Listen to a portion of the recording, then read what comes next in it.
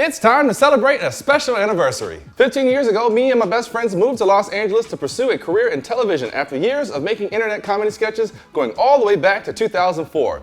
A little group called Green Bench TV. We moved here with 2 suitcases each and slept on air mattresses in a studio apartment in Hollywood for the whole first year. Did I mention it was 6 of us? And it was also during the financial crisis of 2009, so that was pretty cool. Despite being cramped, extremely broke, 1 bathroom, half a stove, hungry all the time, no love life at all, we achieved our dream of getting a TV deal with Adult Swim 2 years later. And while our show didn't go to series, we got to meet some dope people, experience some dope things, and most importantly, we could finally afford food. So in honor of our 15-year anniversary in LA this week, we're eating good and making Wagyu Brisket. Delicious, tender, not cheap, almost impossible to overcook, no idea what it'll do for your love life, but it's kind of baller. And it's all thanks to you, the viewers, who have not only supported this show, but Green Bench TV back in the day. Wouldn't be here without any of you. Another fun story, back in 2009, I was so broke, my card got declined at CVS buying ramen noodle packets. The cashier felt so bad for me, she just gave them to me for free. To her, the store was only losing like $1, but to me, that was like a week's worth of lunch.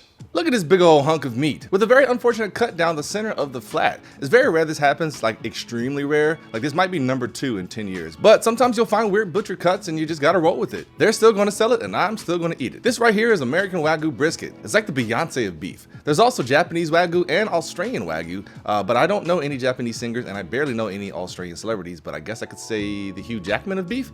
Anyways, Wagyu is prized for the crazy amount of fat marbling in it. Fat is flavor, and when we eat something and go, oh my god, it's so juicy, it is the fat that is giving us the perception of juiciness. So before we get to rubbing and smoking, we gotta trim this brisket. Now I've done trimming in previous brisket videos and there's like also 6 million of them just dedicated to trimming on YouTube. I'll spare your time and just give you the Cliff Notes version. Here's what to look for when you're getting down to business. First up, excess fat. We're gonna leave about a 1/4 inch layer to keep it juicy, but we don't need all that extra stuff. Trim it down. When it comes to purchasing Wagyu, sometimes they come already trimmed pretty well, which is nice because you're getting the most of what you're paying for versus buying like an 18-pound full packer only to trim off 5 pounds of it. Also, don't throw away those trimmings. That's a good opportunity for beef tallow or tossing it into a meat grinder for burgers. The other thing to look for is hard fat. You'll find some tough hard fat on the brisket like this decal. It's like that stubborn family member. Get rid of it because it ain't gonna melt. And I'm still talking about your family. As for the brisket, it's not going to render down and it'll be a very unfun thing to get a mouthful of. So we've got our point end, which is the fattiest part of the brisket, and the flat portion, which typically is the leaner portion and has the tendency to dry out, but because we're using a Wagyu brisket, it should stay pretty juicy thanks to all that wonderful fat. See this thinner part of the flat though? I'm gonna cut it off and round the edges to get a more uniform brisket, which allows for more uniform cooking. Also, one last thing, know the cooking surface of your cooker. Nothing is worse than seasoning up a whole brisket only to realize it doesn't fit on your cooker, and now you've got to retrim and re-season. Don't be afraid to break out the measuring tape. On to the next step. We need a binder, and no, I'm not talking about your office supplies. We're using Worcestershire sauce today. But hey, you can also go with mustard, olive oil, hot sauce, beef broth, whatever can make our seasoning stick. And actually, mustard is a great one if you're new to working with big meat, mainly because if you see a lot of yellow after seasoning, you haven't seasoned it enough. Big meats need big rubbing. And that's a common area where people fall short, just not seasoning it enough. And just an FYI, all of those binder options offer very little flavoring, so don't be like, ew, this is gonna taste like mustard. No, it won't, because we're not even gonna use a lot. So we're going down with our binder. Again, we're using Worcestershire sauce, so just rub it all on. And now let's talk seasoning, and specifically, I wanna talk to you, Captain Keeper of the Beef Realm. I see you already getting ready to write some shit about only needing salt and pepper in the comments, so let me beat you to it. Beef is amazing with the simplicity of salt and pepper. You'd be surprised when it's cooked right, it's out of this world, and there are 9,000 videos a second being uploaded to YouTube with that same salt and pepper recipe. I, however, drunken master of the Poor Choices Beef Realm, want to do something different. I know when it comes to long cook times and expensive meats, we tend to go conservative, or some of us just really love simplicity, but I am here to experimentally dive onto this food grenade and die for your sins and also tell you how good it is. So we're gonna lay down this Swine Life Prime Beef Rub like we're painting a masterpiece. It's got some amazing savoriness, some spiciness, umami, and it kind of just melts right into the meat. A great beef booster. Then we hit it with the Cattleman's Grill Lone Star Brisket Rub. Double the rub, double the love. The coarseness of this rub will allow that smoke to attach and really help form a good bark.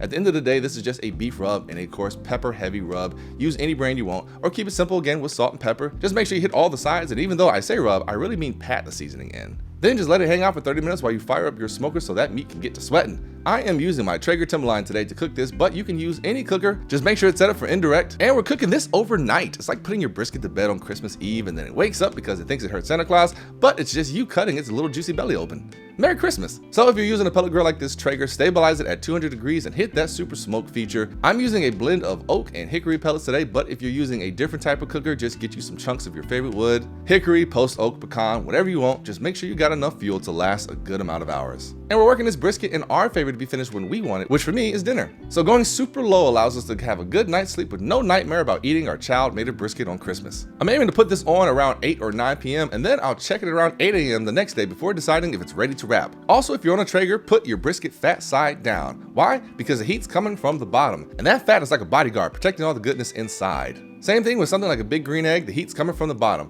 But if you're rocking with something like an offset smoker, go fat side up, because typically the airflow brings the heat from the chamber and up over the top. Put it on a second shelf if you have it with the pan underneath for easy cleanup and capturing those delicious fat drippings, because that is good beef tallow to use at a later time. Blow it a kiss and get some sleep. And if you're wondering why I'm showing day footage from the next morning, it's because the very bright light in the area my grills are was not very bright, as in it wasn't working at all. See that? Probably not. That's my cell phone's light. Lesson in content making, shit happens and you gotta keep going. Now it's really 8 a.m. I couldn't sleep and you know why. Time to check on our meat baby. We want that internal temp at least 165 degrees, but really we want the bark to be looking good enough to be mistaken for a meteorite. So if it doesn't look set enough or dark enough, don't be afraid to let it go a little bit longer. I've sometimes not wrapped my brisket until it's reached 175, 180. You can even bump your smoker up to 225 or 250 to help it go a little bit faster. Now this is looking good to me. It's got the color I want first and foremost, and it's temping at around 175, 180-ish. So let's get it off the smoker and onto some pink butcher paper where I've slathered on some Wagyu beef tallow that I purchased on Amazon.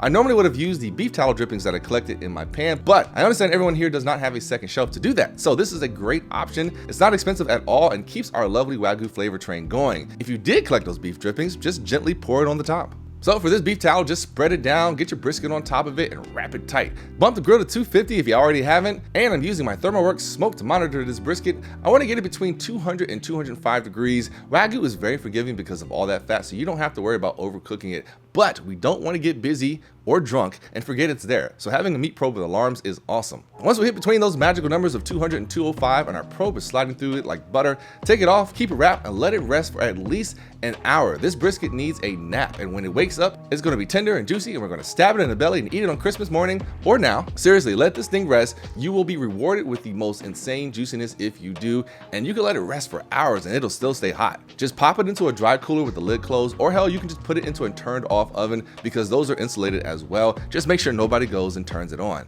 It's been a few hours, time to slice this bad boy up. Remember, against the grain, and sometimes when I'm trimming, I'll cut a straight edge that tells me where to start slicing because that beautiful bark is gonna make it tough to know where the grain actually is. And look at that, juicy, tender, ready to rock your taste buds. Serve it up with your favorite barbecue sauce and sides, and you've got yourself a meat masterpiece. Hey everybody, this is Poor Choices Kitchen. And even though we just cooked an expensive piece of meat, I'm still gonna beg you for money. We've got a Patreon link down in the description. $1 a month is all we ask for to pay for recipes in these here inflated times. And we also have YouTube memberships. That's $1.99. Both go a long way in helping out the channel. And it's not always the expensive meat. Sometimes it's like batteries, paper towels, cleaning supplies. It's the little things that add up. But again, I appreciate all of you because without you, I would not have been able to make this episode. So thank you, thank you, thank you. Enjoy this recipe. Tell me how terrible of a job I did. Complain about me using more than salt and pepper. It's all engagement. See you next time.